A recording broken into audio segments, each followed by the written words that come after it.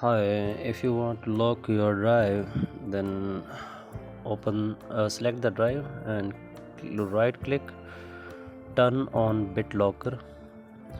After choose the first option, use a password and enter your password. After entering the password, re-enter your password and then click on the next. Here are four options, so where you want to recover your key. I'm going to select it on another drive, just like C drive. Don't use the same drive which you are going to lock.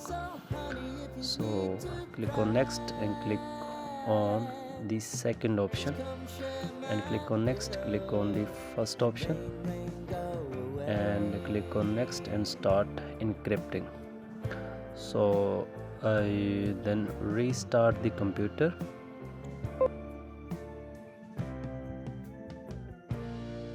After restarting the computers, your drive is locked. Now click on it. You cannot access the drive without entering the password. So enter your password here.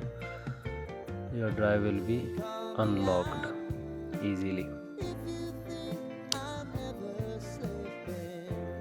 So yes, the drive is unlocked. So if you like the video, then subscribe to the channel.